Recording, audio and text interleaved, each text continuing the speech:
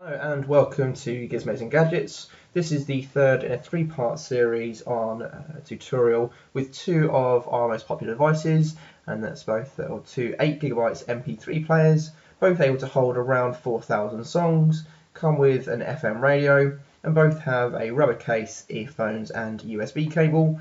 One of these, in addition to that, also comes with a camera on the rear, able to take both videos and stills. If you haven't seen it, the two previous videos are how to get existing MP3s from your PC across to the MP3 player, and the other one is how to convert audio CDs into MP3s and again get those onto your MP3 player.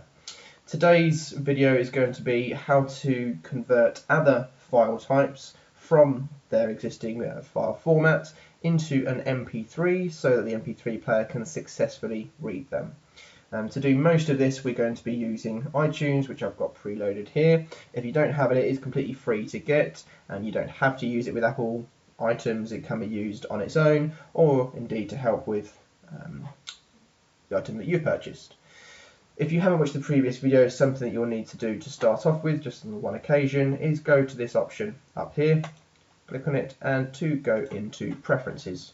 What we need to make sure is on the import settings here, you've got it, the import using MP3, and this is so that audio CDs that you put in get converted to MP3s, and it also means that any other file type will get converted across to MP3s. MP3s you'll probably find are the most universally accepted file type that can be played on most sort of electronic devices. You can, if you wish, also change the quality of the file that it gets converted to. The higher the quality, obviously the better the audio will be, but it will also mean it will take up more space on your hard drive or on the MP3 player. However, when it's able to accept about 4,000 songs, that shouldn't be an issue. I'm going to keep it as the standard high quality today.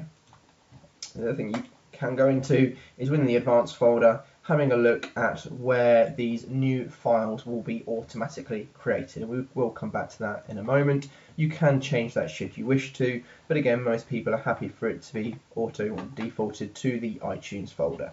So I'm going to close this down.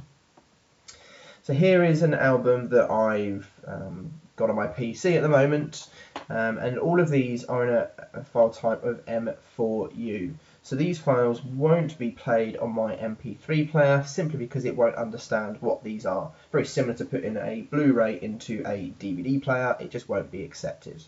You'll find your PC will be able to play these no problem, as it can play most file types, if not all, that are out there. If you don't know what file type your tracks are at the moment, you can right click on them in iTunes, show in Windows Explorer, and it's going to take you to that particular song, and in this case with this particular album, within your PC. And like I showed you a second ago, I said we'll come back to it, it's taken us to the iTunes folder that I've got my PC defaulted to. And here you've got the name, the track number, the title, the artist, as well as the album. If you haven't got it here by default, alongside whatever your last option is here, if you were to right click and click on More at the bottom, you can either drag down this to F, or if you quickly type in FI, it will take you to FI, and we need to click on File Extension. I'm just going to confirm that. And here you will see it's brought up a new option telling us what file extension all of these are, and like I said a second ago, they are M4A. So these are the ones that won't be played correctly on your MP3 player. If I was to copy one and paste it within the folder, it will work absolutely fine. However, it will not be understood when we put the earphones in. I'm going to go back to iTunes, and to convert this file, it is as simple as right clicking on it and saying create MP3 version. And we can either do this one song at a time, which might take a while if you've got a lot, or if you select the first one, hold down the shift key and then click on the last track, you'll see it's selected all of them, and again we can right click anywhere and say create MP3 version. For the sake of today, I'm just going to select one track for speed, say create MP3. You'll then notice that your PC will begin to do some work. It's going away. and it will often give a little sound at the end of it, there we go, to confirm that it's done. Now within iTunes you can now see that we've got two of this particular song that we chose to do. One will be the M4A and the other is the MP3.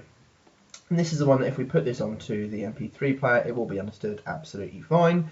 From within iTunes, it's not that obvious as to which one is which. So again, I'm going to right click and say show in Windows Explorer.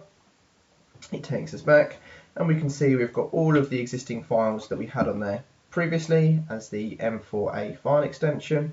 We've also got this new file at the bottom, which is a repeat of one of them. However, it is in the MP3 file format, which will work correctly on the MP3 player. So again, if we were to copy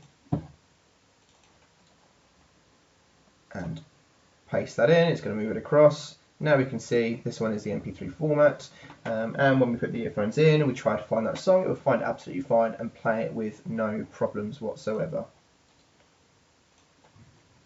A personal preference is whether you wish to keep both file types once you've done this. So should you do it with the whole album, you may say that you don't need to keep the original M4A, and you can select them and delete them accordingly, and keep all of the MP3s, which will work both on your PC as well as on the device, and like I said earlier on, pretty much everywhere. Some people would prefer to keep it for a backup for whatever reason, but it might find that you'll have a bit of duplication within iTunes if you use that, and that really is a personal preference as to how you want to set up your music. Hopefully you have found this useful, and you'll agree it's quite a simple process once you know how to do it. You can do it with more than one album at a time should you wish to, just depending on what file type they are. You'll find that most of the songs that you've got will work fine straight away, as there will be an MP3, but sometimes depending on where you might purchase a song from, it might put it in these other file formats, and this is when this is perfect to run through. Once again, this is giZmoZ and gadgetZ. Hopefully you found that useful, and I hope you enjoy.